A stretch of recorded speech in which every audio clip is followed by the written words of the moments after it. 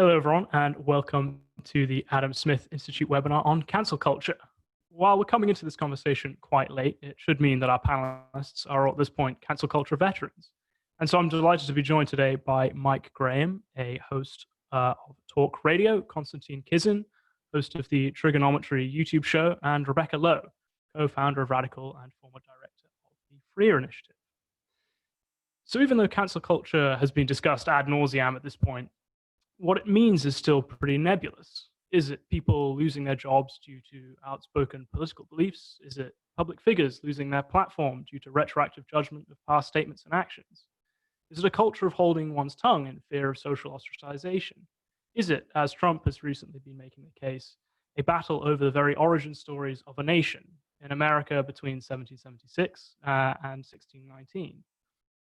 It seems as if we now only either lionize or demonize figures central to national histories and cultures. And we might even be guilty of this ourselves in pandering to it via the left, in the sense that we have a voracious appetite to tear down statues and reform institutions, and via the right in reactionary and dogmatic defense of them. If it's any and all of these things, how prevalent is it in society, and why should the majority of people even care about it? We're all involved in politics in this panel, and I think that we probably all use social media more than average. So in the UK, at least, is the furor over cancel culture just a confection of the chattering classes? Konstantin, you've spent quite a lot of time discussing the subject recently. I've enjoyed many of your recent conversations. Where do you currently stand on what cancel culture is and how prevalent it might be? Hey, I can't turn my video on at the moment. Crikey. There we go. Perfect. There we go. Very good. So where do I stand on cancel culture? It's when I can't turn my video on. That's what cancel culture is to me. But seriously, though, I think when we talk about cancel culture, the first thing we should probably start is by looking at how people out there in the public feel at the moment. And there's been some recent research on this. So the Cato Institute in the United States did a research study which showed that about 62% of the American public feel that they're worried about speaking out and expressing their political opinions in the public square. And in the UK, there was a YouGov poll just a couple of days ago, which showed that 46% of the British people think that in the last few years, their ability to speak their mind has declined, versus 20% who think they have more opportunity to say what they think. So whatever this thing is that we're talking about, the impact of it is being felt by ordinary people, right?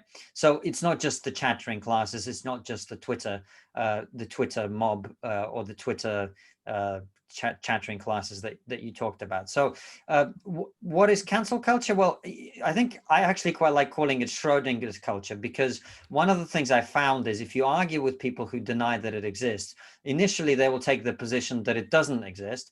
And the moment that you prove to them using examples that it does exist, then they will say, well, yes, it exists and it's absolutely the right thing to do. So it simultaneously is something that is there or not there, but it's also the right thing to do irrespective of whether it's there or not, right? So it's something that, in my opinion, cancel culture is something that I can give you plenty of examples of, is when people are hounded out of their place of employment, their place of study, because they express an opinion. And actually, it doesn't have to be necessarily a political opinion. It could be a joke that they made. It could be an innocuous comment that they made in the lift or whatever, just to somebody who happened to be there. And if there's an appetite for them to be publicly shamed and punished for that, that is, to me, cancel culture. And it's quite interesting talking about this, because I was on a BBC program called Sunday Morning Live probably a week ago or so, trying to talk about this. And I said, well, let me give you some examples that prove that cancel culture exists. And I was immediately shouted down and told that they don't have time for examples. And then they immediately cut to the next guest, who went, well, cancel culture is just the rich and famous complaining about being challenged on their opinions. So you're not allowed to give examples of ordinary people being affected by this, but you are allowed to claim that it's only the rich and famous. So, but to give you some examples, Nick Buckley, who's a guy who started a charity in Manchester, he expressed a concern about the BLM organization. He was sacked from his own charity, and it took a process of weeks with the help of the Free Speech Union, which I'm marginally involved in, to get him reinstated. There was a DJ, a radio presenter, I think on the Isle of Wight or the Isle of Man, I can't remember which, who again had a perfectly sensible conversation with a black caller about privilege, whether he had some or whether he didn't have some. He was immediately fired. And again, it took a process of weeks to get him reinstated. There was a guy, I mean, the funniest thing, this is actually over a year ago now, there was a guy who was fired from his job in Asda. I think he was stacking shelves in Asda. He shared a Billy Connolly routine on his Facebook from a DVD that they sell in Asda. And he was then sacked from his job, again, eventually reinstated. So my point about cancel culture is essentially it's a way of punishing people for expressing an opinion that creates a culture of fear. And the biggest problem with it is that our standards of what is and isn't acceptable are changing so quickly now that that culture of fear exists not only because you know what you could say to get yourself in trouble, it exists primarily because you don't know what you have or haven't done. And just finally, before I wrap up, the best example of this would be President Obama, the darling of the liberal left, someone who I supported and believed in when he was running for election. He ran on an anti-gay marriage platform. He was opposed to gay marriage. So if Barack Obama was running now for something, he would be absolutely cancelled as a homophobe. And you got to remember, this happened in 2008. He ran for election, right? So that's 12 years ago. So my point is, anyone who's older than 20 is probably done or said something in their life that would get them cancelled should there be a desire to be cancelled. And so the culture of fear exists because we know that we have certain opinions that are not allowed to be expressed. Most of them perfectly legitimate. You know, if you have a scientific understanding of biology now, that is unacceptable. There's all sorts of things, but equally, there are all sorts of things that we may or may not have said years ago that now are no longer acceptable to have said or done. And we are at risk of being attacked, fired, losing our livelihoods, etc., losing our reputations, being tarnished and smeared for those as well. So to me, cancel culture is about destroying people's ability to make a living and their reputation and their good name and their public standing. And really the point of it isn't necessarily to destroy that particular person. The point of it is to create the culture of fear that I talked about at the very beginning, which you see now people responding to in polls and telling you that they feel.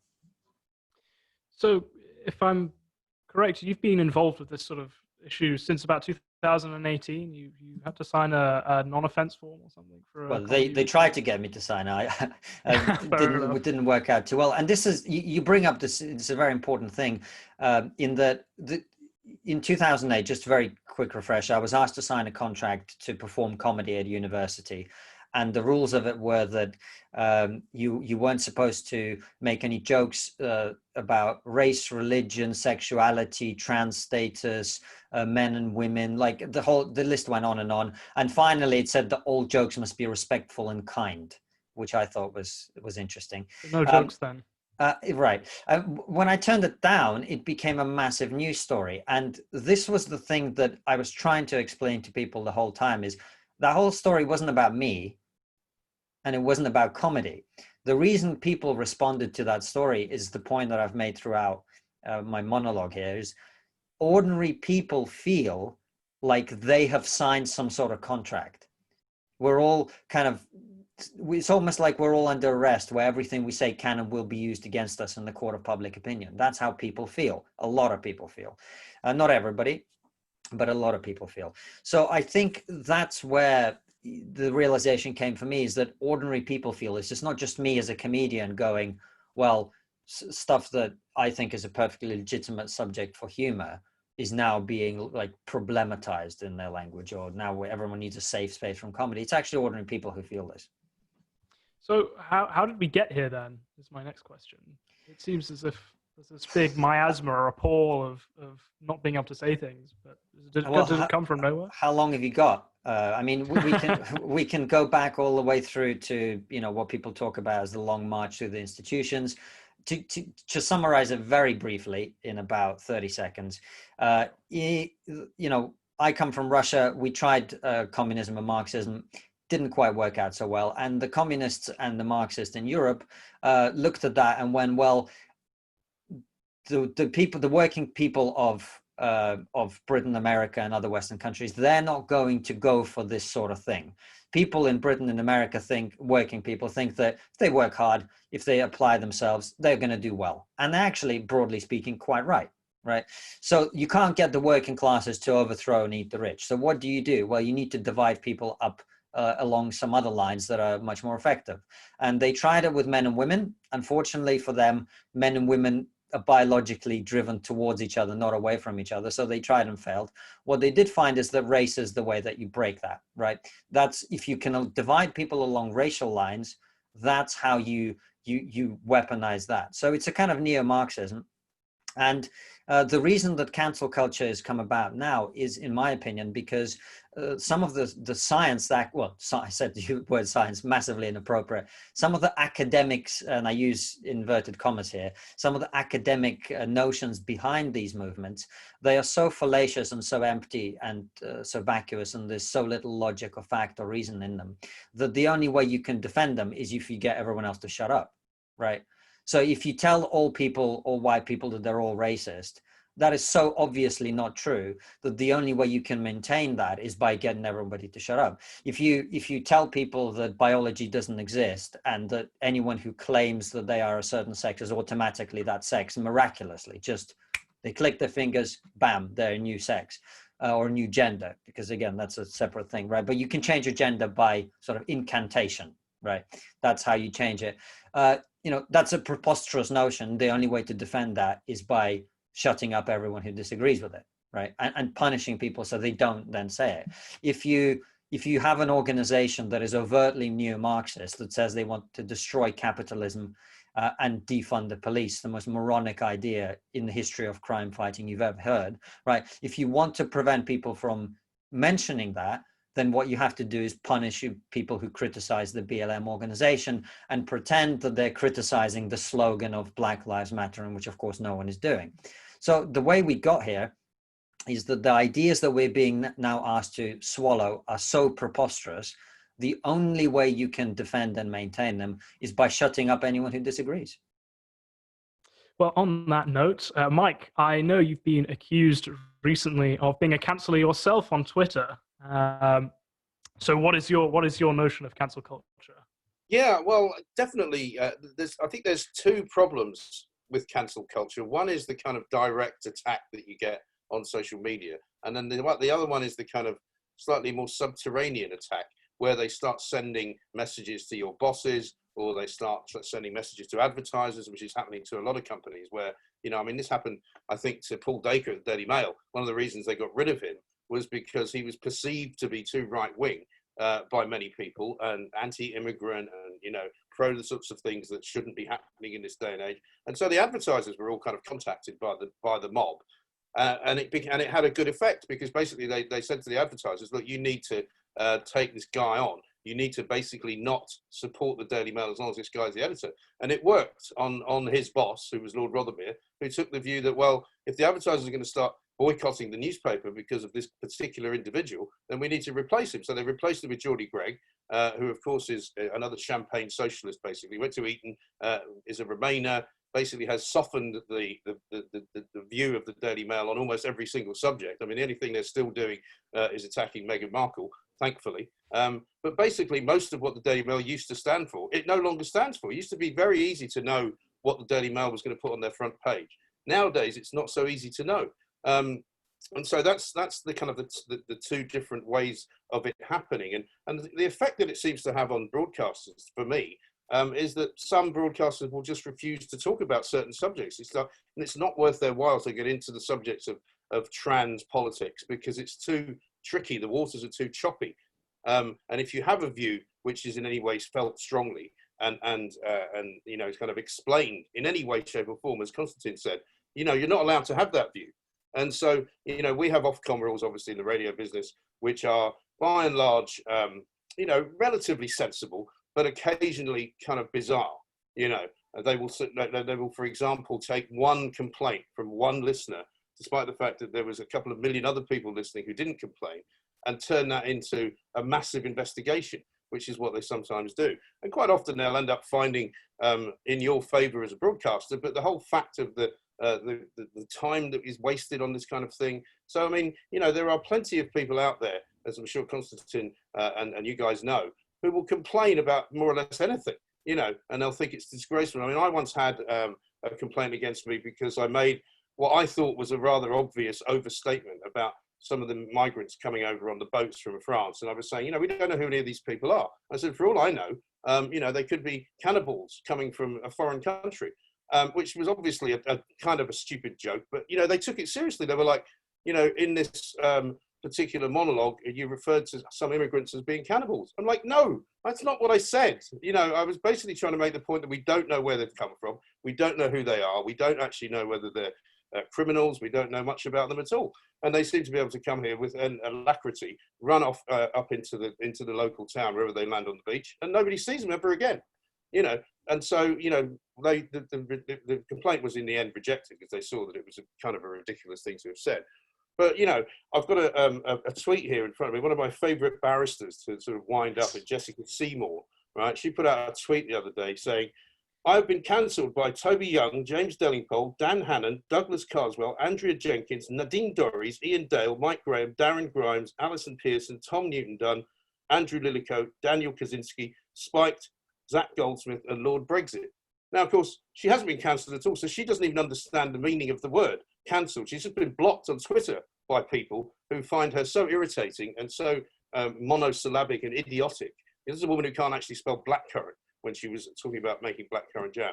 You know, and there are people like her out there who are looking for reasons to be offended. She started following me on Twitter, and I thought to myself, there's only one reason why she's following me. She's not looking for my pearls of wisdom. She's looking to find something to complain about. So there are people sort of actively trawling social media, looking for something to complain about and looking for somebody to catch out who they don't agree with. So on a sort of a flip side of that, do you think it's possible that cancel culture has actually benefited anyone? I mean, let's take Lawrence Fox, for example. Love him or hate him, he seems to have been cancelled into writing columns for The Spectator. And Steven Pinker has also made a bit of a career move out of criticizing cancel culture. Douglas Murray as well. Sales of Harry Potter went up after J.K. Rowling was ostensibly cancelled.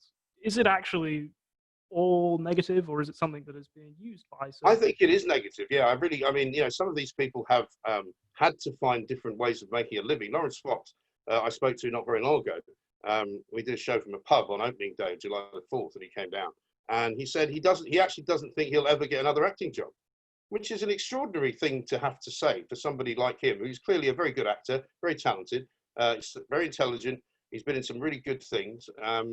And he genuinely doesn't think that he will ever be hired ever again. So he has to find something else to do. And, you know, I'm interested in what he has to say. We like to see him writing in The Spectator. And but, you know, he shouldn't have to, you know, basically find another way to make a living just because of something that he said on Newsnight, which at the end of the day, I watched it again just before that day. He didn't actually say anything offensive at all. He just basically said it wasn't racist to criticize Meghan Markle. And suddenly he's not working. That's bad, isn't it? It's pretty crazy. So I think you referred to cancel culture in another session like this as a sort of a miasma. Yeah. How might it be dispelled? What do you think will reach a sort of a point of peak cancel culture, of peak wokeism, as I've seen it referred to fairly recently, and eventually people will sort of get a bit fed up of it? Well, I mean, the advantage of those who like to cancel people and to try and shut them down is that they have quite a short attention span. We've seen that with the Black Lives Matter marching and the movement. You know, they've kind of all moved on now. They're all trying to find something else to kind of interest them. You know, they've achieved whatever it was they wanted to achieve, pull a few statues down, you know, march around for a bit and make it look as if amongst their friends, they're all doing the same thing. I think this is a sort of herd mentality about it, you know, where, you know, you get people like Lewis Hamilton saying, you know, silence is racism now. So by saying nothing, you can now be a racist as well. And I think we forget as well, Konstantin mentioned a few very high profile cases. Remember the guy who flew the White Lives Matter banner above the Burnley football ground? He lost his job. And not only that, but his girlfriend lost her job. Now, these are two ordinary working class people. You might have said it wasn't the brightest idea to do that, but he didn't break any law, you know.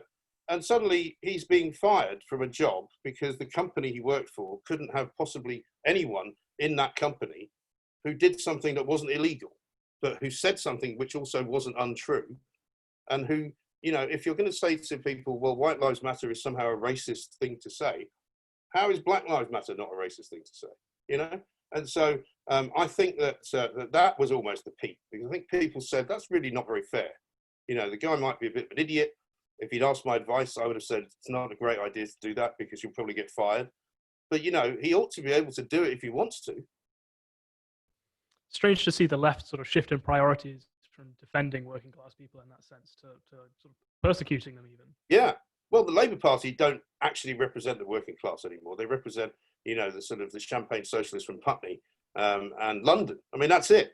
You know, go north of Watford, you won't find any working class people that want to vote for the Labour Party because they don't stand for them anymore. Okay, on that note, if I could pass over to Rebecca.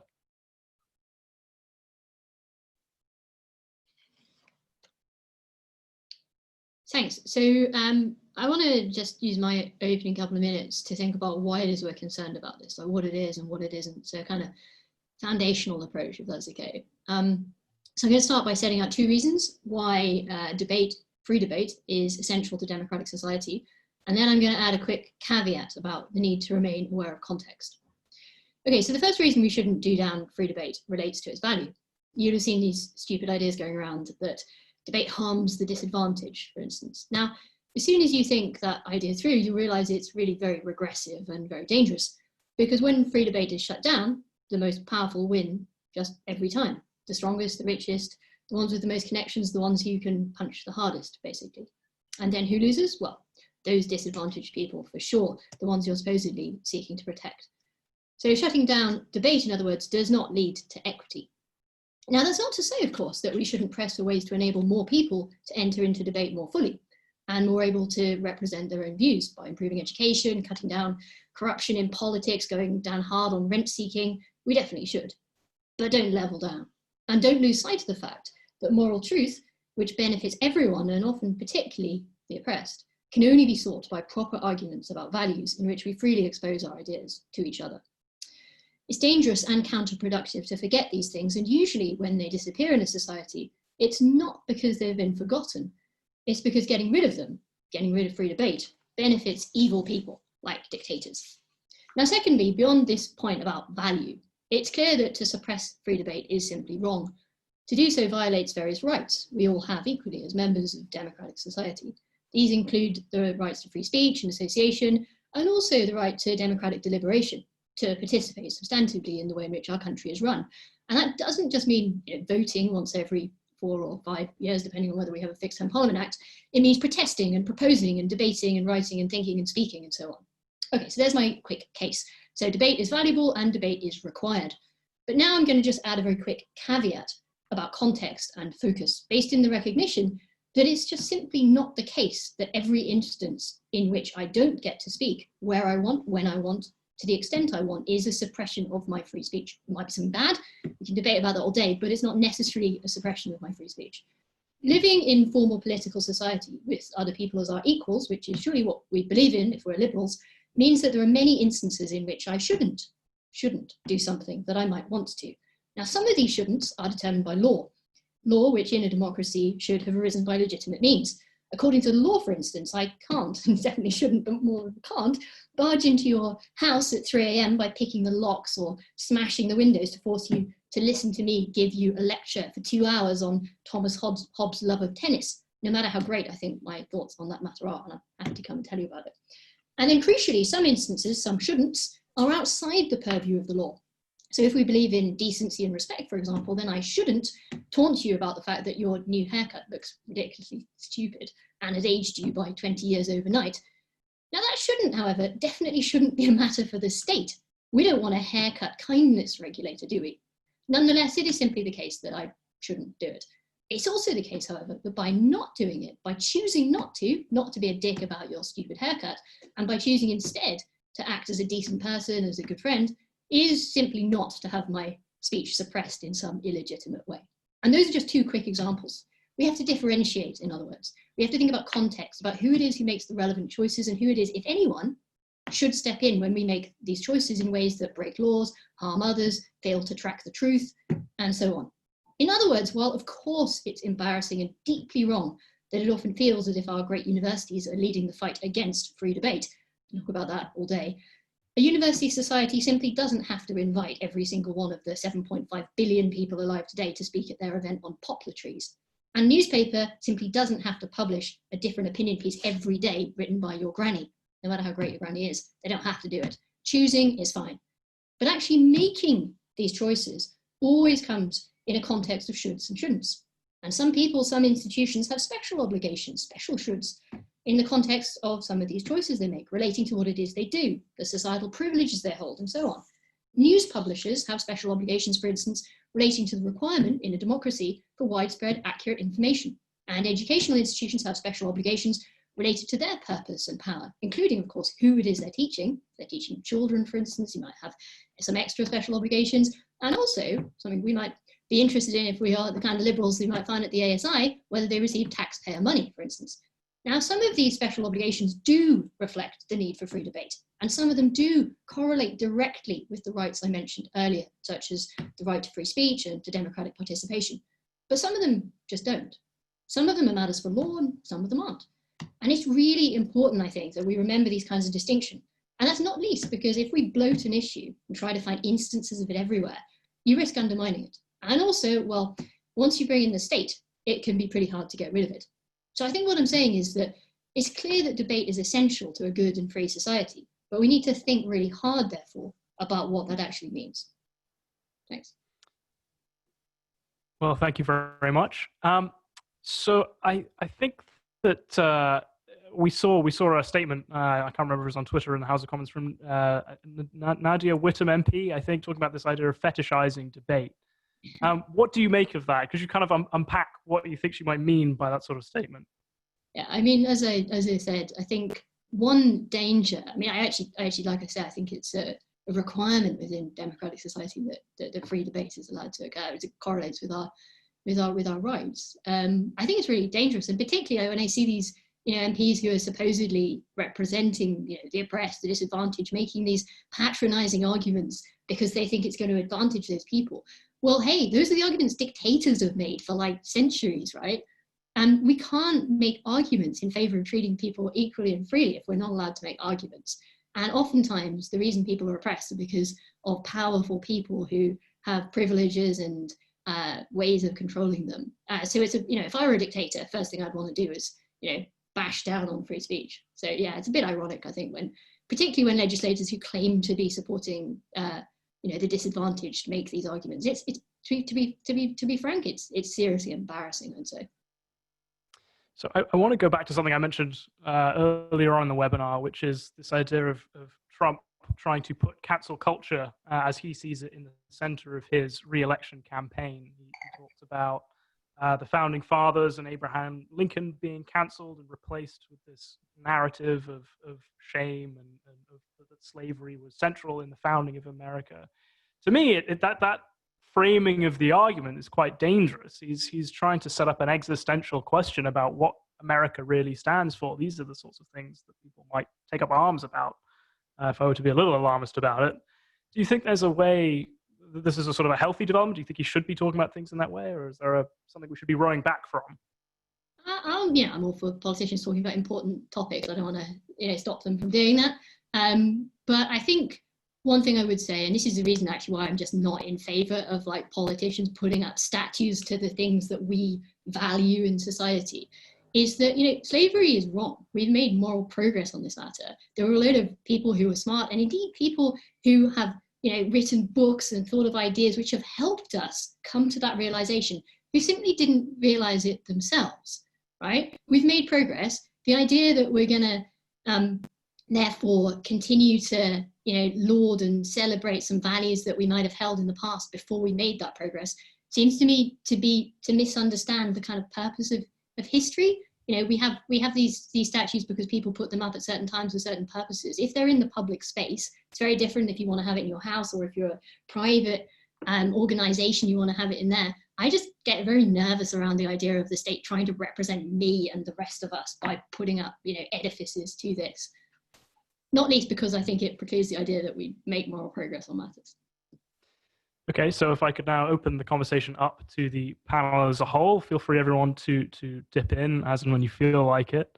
I want to start by asking everyone on the panel a question about technology. I think that predominantly a lot of the cancel culture debate takes place on social media, be it Twitter, Facebook, whatever. And I saw someone on Twitter, I can't remember who it was, say that we can't change the culture unless we change the technology.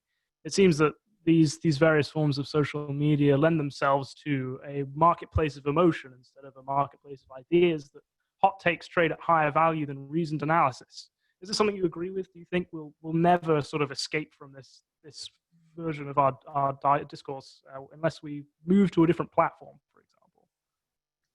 Well, if I can jump in on that, someone who does use technology to create content, if you like, I think we haven't yet worked out how exactly we want to use all these tools that are available to us. So if you think about YouTube, where trigonometry, my show, exists, it's something that you might have initially used to look at cat videos and, you know, teenagers falling over on skateboards and whatever else it might have been. But now you have, you know, certainly I would say we at Trigonometry are following in the footsteps of people like Joe Rogan, who does, you know, a 3-hour conversation about important political or other issues, and millions of people tune in and watch. So I think we are starting to see that you can do all sorts of things with technology. And if you think about what, you know, the mainstream media, and it's a very broad term that I'm not a fan of using too much, but the mainstream media, sorry, Mike, is dying slowly. And I think ourselves to be mainstream. I said to somebody the other day, you know, I didn't expect in my 50s to be, you know, a white heterosexual male part of the counterculture. You know, I'm supposed to be that everybody's like revolutionizing around and trying to say, you silly old square. But in fact, I'm apparently radical because I actually represent what ordinary people think. Right. But my point in terms of technology is that increasingly what you start to see is the mainstream media. I mean, your show is an exception to that, but generally speaking, is becoming the clickbait medium now. And the long form conversations are moving on to the new technology. So I think that there's no doubt that Twitter, Facebook, YouTube, Instagram, they've accelerated the process of polarization that was underlying it, or everything that's happening. How we then use them to heal a polarized society and to mend a broken system, that remains to be seen. There will be more innovation, there will be more platforms. I know that there are other people who are looking to create platforms that disincentivize that sort of behavior on their platforms. If they can break through, you're going to see a whole different way of having these communications online. If I may just pick up the Trump point very, very quickly, which I think is important. You know, you mentioned whether he's right or wrong. I don't think the way he phrases things is ever helpful in my experience. But actually, the conflict that you point to is exactly that. It is existential. And I always try and make this point to people. This movement that we're dealing with now, which labels itself social justice, actually is social injustice. It's a movement that, whether intentionally or not, is intent on destroying Western civilization, because it wants to tear down every founding pillar of what makes our society what it is. They want to destroy all the concepts that make us who we are: rationality, scientific progress, our understanding of science, freedom of expression. All of these things, the Enlightenment values on which Western civilization is based, are the target for this movement. So even though I'm not a huge fan of Donald Trump, I think thinking about this issue in an existential way is exactly the right way to think. And this is why I've been saying to people for some time now, you know, you're not going to be able to hide from this. You're not going to be able to sit in a corner and let this thing pass you by. It's not going to happen. You don't get to sit this one out. They will come for you. They will start to make you take courses at work which you're not going to want to take. They're going to start to teach your children things at school that you don't want your children learning. They're going to start to fire people for more and more things that they shouldn't or shouldn't be saying. The range of things for which you get punished if you say them is going to expand. You're not going to sit this one out, because the point of this whole thing is to overturn Western civilization. I think that's right. And I think what Rebecca said earlier as well about responsibility, and that you don't absolutely have the right to say anything that you want at any time that you want to do it. I think all you've got to do is look at what's happening in Portland, in America, and see that that is actually the culmination of this thought process. That, you know, they're not only making you think a certain way, they're actually threatening people with violence if you don't do what they want. And that really, I think, is the extreme end of it, where, you know, once it gets to that point, you know, you're in a really bad place. The thing I say is, I think it's important to think about who they is. I think to some extent it's probably like the culture. I thought it's funny that point you make, John, about, you know, you can't change things unless you change the technology. It's kind of Gramscian, isn't it? It's like, you know, Yes. when you're going to change the world is like getting hold of the culture. And I mean, I can understand people who think that. At the same time, I think if we think about these instances of people who've been, you know, cancelled, generally we can look through and work out where that's come from. So, for instance, something I'm quite interested in is this like gender recognition debate. I've been listening Radical I Run with my friend Victoria Hewson. We've been looking into this a lot, and there are many worrying instances, particularly of like academics who hold, you know, views which, like you say, were acceptable until very recently. Personally, I don't really think it's whether they're acceptable to recently or not. I'm not, you know, I worry that might get us into relativism to some extent, but they do track the truth as far as we understand the truth as biological truth goes, right? And I think it's very dangerous for universities to sort of track a sort of a weak line on this. I think it goes against everything they're supposed to do. But we can see very, very clearly that there are certain very powerful lobbies that have worked hard on institutions, not just universities, but councils, medical providers, big corporations, and a small set, actually, a very powerful lobby. I'm not going to go into any more detail on this. If you want, you can read my stuff on this where it makes specific examples. And what they've done is that they've misrepresented the law. So that's one route. In fact, there is actually a famous example. Again, I won't bother to give you all of the names here, where there's a legal practice. You have put out a document saying how it is you manipulate people in these ways, right? And one of them is that you misrepresent the law. So a lot of the guidance that these organisations have been putting out are just fundamentally factually incorrect on what the law is. Again, we can debate all day about whether the law should be what it is. That's part of being in a democratic society. But the kind of lobbying that puts about fake information like that becomes very, very powerful. And then, as you say, this has led to people being cancelled because the organizations think, oh my God, this person's doing something against the law. Of course, it's not just about being against the law. My employer might say, well, Rebecca, you wrote that piece, and in it you said these things, and actually that's going to cause us reputational damage. Now, that's not illegal. But there are very interesting questions about what it is that employers should be able to do, for instance. And indeed, those of us who are in favour of free speech might also be in favour of employers having quite a lot of control in the workplace, not potentially around what people do outside of their work time. But you might not want to say, well, the state needs to come in and prevent workplaces from allowing people to do this or not allowing people to do that. So what I'm saying is, it's a really complicated mesh of different things at play here, and I think sometimes just by reducing it to they, sorry, I've talked for far too long, can risk, I think, missing the point sometimes. Yes, I think you're right, and I think the problem, of course, with free speech in this country is that we haven't really ever had free speech in this country anyway. You know, there's always been free speech in America, but look where that's got them. You know, they're in a worse place than we are in a way. You know, there's always been an argument that, you know, if you're allowed to say anything you like, for example, you know, the Free Speech Union are now defending Wiley and saying he's allowed to say what he said without getting cancelled. And yes, there's some truth to that, but equally, as I think Rebecca would say, you know, responsibility would include, I would hope, not inciting people to violence, not encouraging people to hate other groups of people just because you want choosing not to be anti-Semitic. You have a responsibility. Yeah, exactly. It's the old shouting fire in a crowded theatre thing. And in the end, I mean, I think the problem that we have here is that it's all started. I mean, I don't wish to blame Alistair Campbell for everything, but I think Alistair Campbell has a great deal of blame to take on this because he invented, in a way, spin. And I know that, you know, other people had, you know, Bernard Ingham worked for Margaret Thatcher and he was a slightly different style of spin doctor. But Alistair Campbell was the guy who actually literally issued untruths as if they were the truth. And that was where it all started. And I think that's where the fake news began, really. And now we're in every other sort of factor of society. We've got hate crimes that the police investigate. We've got people saying things which apparently aren't illegal, but they get fired for saying them. And I just don't think anybody really knows where the lines are anymore.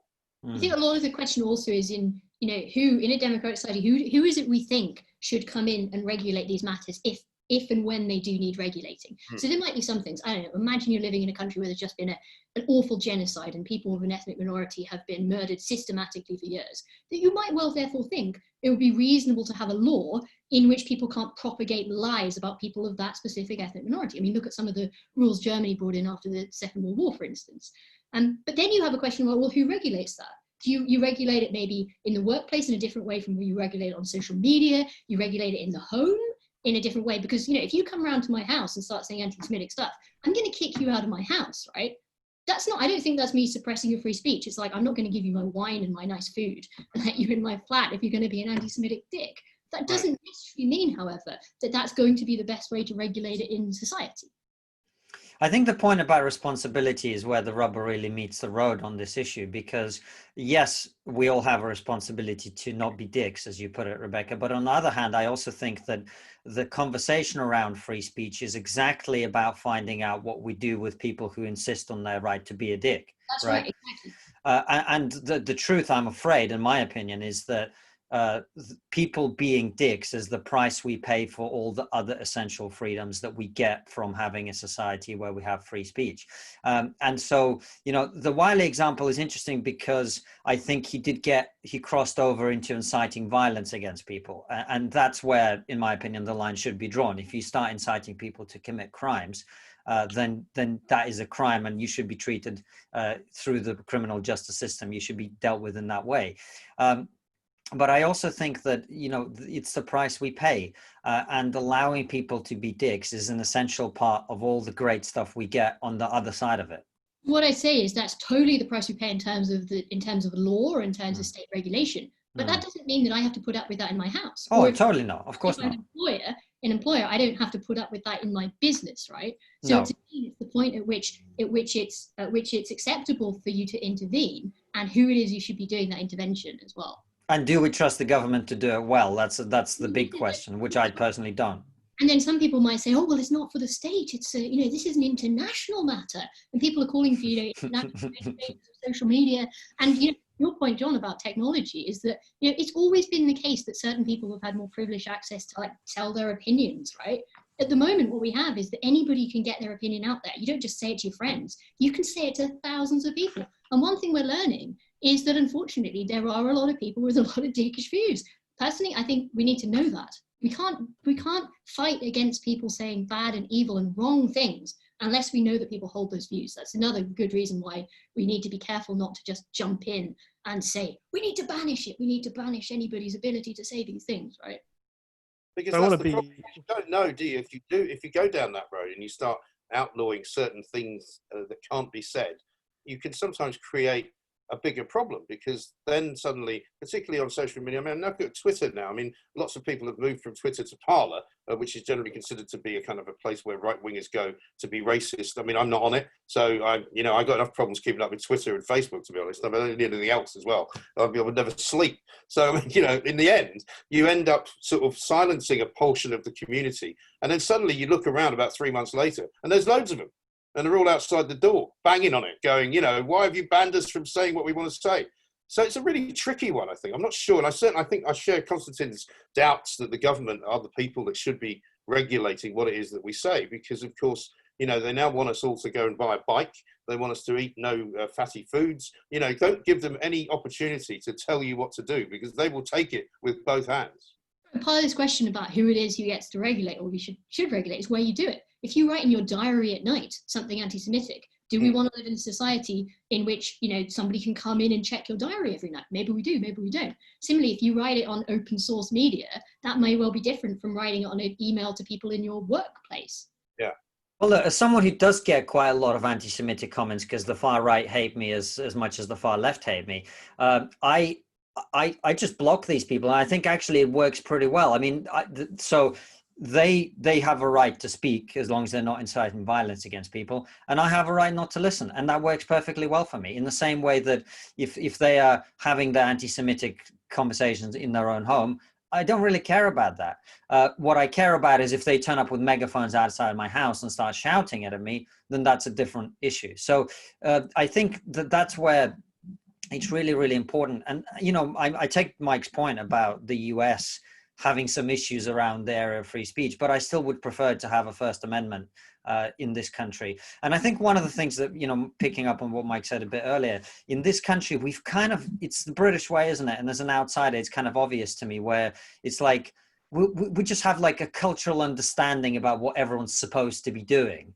And what's happened probably since Brexit is suddenly we've kind of Americanized it, and we've started prosecuting our rights against other people, as opposed to just going, this is not done. You know, one does not do this thing. And once we've kind of broken through that threshold, then we're now going, we don't have the legal framework or the kind of cultural framework to deal with a very polarized society in which people have access to a lot of people without ever building up any sort of reputation. In the past, the only way you had access to speak to thousands of people would be if you had been kind of vetted by some sort of establishment as someone worthy of listening to. Now you don't have that anymore. And so those two things combined, I think, have created this very heated situation. I think also there are some mid-grounds between, you know, someone coming into my house and me being able to, you know, kick them out when they say something anti-Semitic, and somebody saying that, you know, on the internet, for instance. Like, what if a primary school teacher like says anti-Semitic stuff to 7-year-olds? I think, you know, there are instances where something is said, who says it, what they say, and some of those things are going to be to do with tracking the truth. Some of those things are going to be to saying things that are, you know, morally bad. Some of those things are going to be to do with, you know, going against maybe the value structure of an organization or something. Again, we might want to debate those things, but I think we need to accept that they're there. Yeah, I'm not saying Wiley should be teaching primary kids. I'm just I know, I'm not, you know, I'm being slightly facetious. I know, so am I. I'm just joking. But of course, the danger, though, as well, is who is deciding what is anti-Semitic as well. Because, I mean, Jeremy Corbyn, of course, would have a very different view of what is anti-Semitic than any of us would, right? And I mean, part of the problem is when we're not allowed to debate those things. So if you go back onto the sex gender issue, not only is it the case that people are trying to tell you that you're transphobic or tell you that you're some evil turf, they're also trying to say, we can't talk about these things. We can't determine what the acceptable boundaries are, whether that's, you know, reasonableness or consensus or some, you know, attempt to attract the truth in a moral sense. It's literally cancelled out, right? But on the Jeremy Corbyn point, Mike, I mean, you make this point. I saw a news article literally yesterday talking about how the Labour Party may well end up going bankrupt over the false claims that they made in the settlements. And I did think for a second, if only there was a group of people with loads of money who could help them out. But my point is the system kind of works, like, to some extent, right? Like if you do things that you're not supposed to be doing, there is a legal recourse, and if you do it long enough and badly enough, people will come after you through the legal system, and eventually you're going to face the consequences. Yes, I think that's true.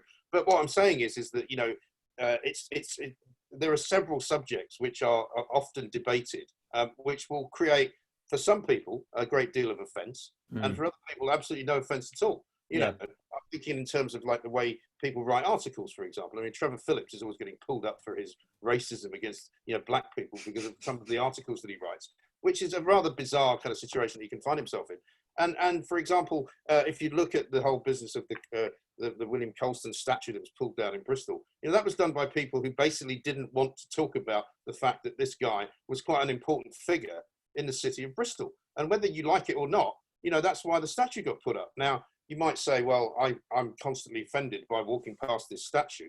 Well, they didn't seem to be constantly offended by it for quite a long time until this year. Suddenly they were offended by it, you know. And so I don't find statues particularly offensive. You know, if I walked past a statue in a foreign capital, for example, which was of somebody I didn't know, I would look at it and see who it was and maybe learn something. And that to me is, you know, it's sort of almost, I don't want to sound like some kind of liberal Democrat, but it's almost like people need to be educated about what is offensive and about how, you know, you have to sometimes embrace things that you find offensive and work through it. I'd say I think one of the problems we face here is a kind of increasing shift towards subjectivism, in which there's no idea of truth, there's no conception of truth, and indeed the only people who are able to talk about what's offensive are the people who that supposed offence is leveled against. Right now, personally, I don't want there to be a statue of the slave trader in the public space, right? If there's one outside my house, I'd be pretty pissed off. I'm not black, as you can see. Although again, I mean, look at the Rachel Dolezal case, and again, look at some of the points about identifying as a biological sex. These things are not easy. Maybe I might identify in that way. I shouldn't be facetious about these things, but it is genuinely a problem with subjectivism that it goes down to that point at which, if you're claiming that only people with a certain, with certain characteristics can talk about something, but they can self-identify into those characteristics, you kind of just lose the way. But my point is, the reason I don't want there to be a statue to a slave trader is because I just don't think that's the kind of thing as a democratic society we should have in the public space. You can have it in your house. But the statue wasn't erected because he was a slave trader. No, it was erected. It was erected to the generous son of Bristol. And where did he get money from? He literally got his money from slave trading. If he discovered penicillin, I could imagine there might be a case. Although again, I'm not in favour of politicians putting statues up to anybody. Then there might be a case. But he didn't discover penicillin. He made money from violating people's most basic human rights. And then, as some kind of like sop, gave a bit of money to his hometown. Maybe he gave a load of money. He did give a load of money. He set up schools, he set up hospitals. I mean, you can argue about him, and I'm not particularly interested in defending him, but there were an awful lot of people who were traders back in those days, who traded all sorts of things. He made a lot of money from trading, precious metals. He made an awful lot of money about shipping stuff backwards and forwards. He happened to ship people backwards and forwards as well. But if you're any kind of objectivist, you will understand that one of the worst things you can do is to treat people as a commodity, right? If you're a subjectivist and don't think that stuff matters, I'm not saying what he did was right. What I'm saying is that taking his statue down and not talking about what he did is not the way to go forward with it, because what you need to do is tell people what he did, explain why the statue was put up, and that way everybody learns something.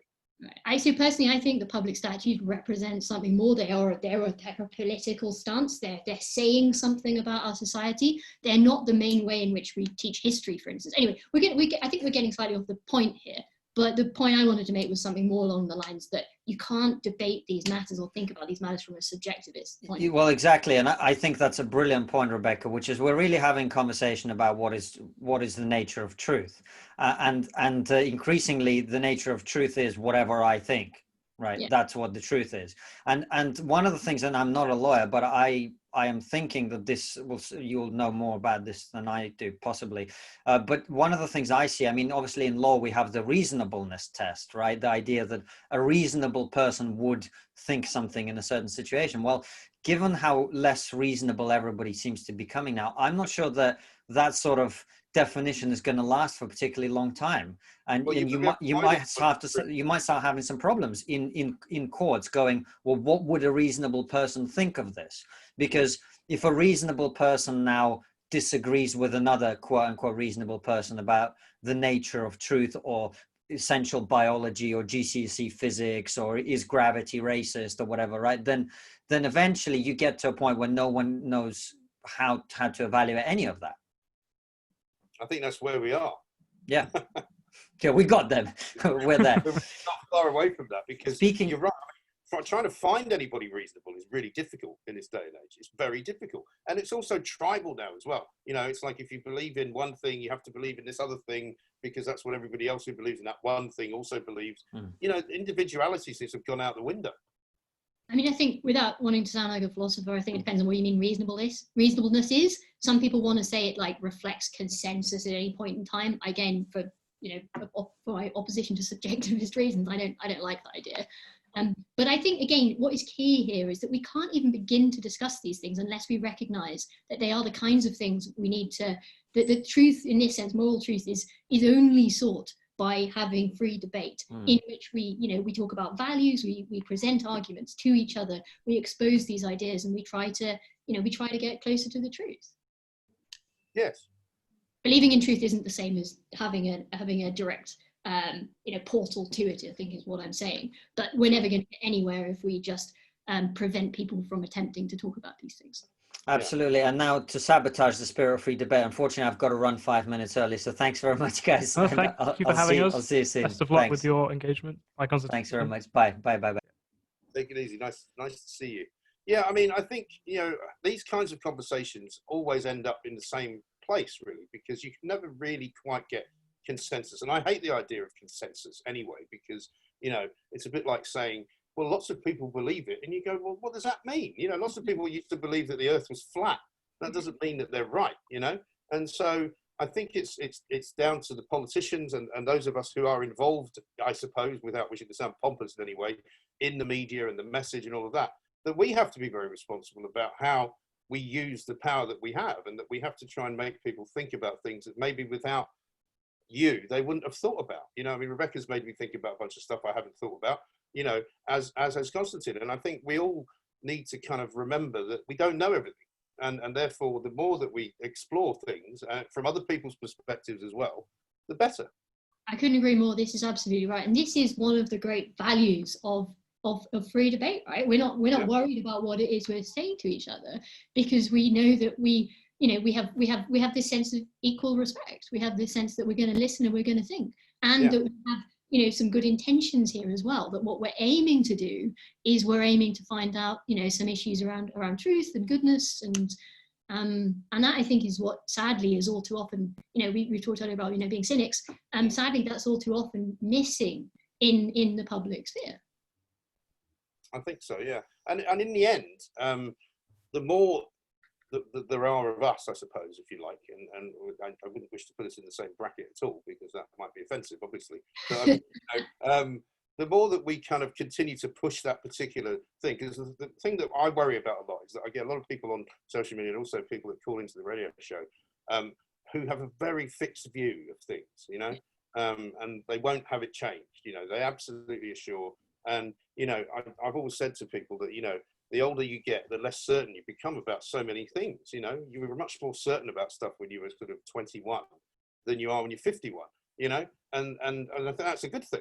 And that's where we should be, I think. This is so true. Again, just believing that there is such a thing as truth doesn't mean that that you know what it is, right? And I think that's such a crucial thing that we need to remain, you need to keep hold of. Whereas sadly, oftentimes it feels as if people, the liberal people, I like to think of them, are doing it the other way around. They don't think there's any such thing as truth, but they know what the answer is. And those people, you can't debate with them, right? You can't argue with them, because they're not coming at it from a point of goodwill. They're not, and they're also not coming at it from a point of shared values. No, and they're not interested either in hearing your version of what it is that you have. They're not interested in becoming right. I would so much rather be wrong and prove that I was wrong on something and learn what the truth is, than hold on to. I mean, imagine being one of those people who holds this really stupid view for all of your life, and goes to your grave holding it just so that you can say you've been consistent throughout your life. I mean, that is not the value of consistency.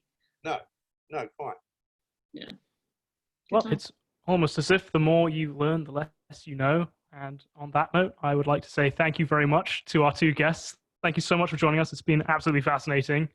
I hope to speak to you again very soon. Take care. Thank you. Bye. Bye.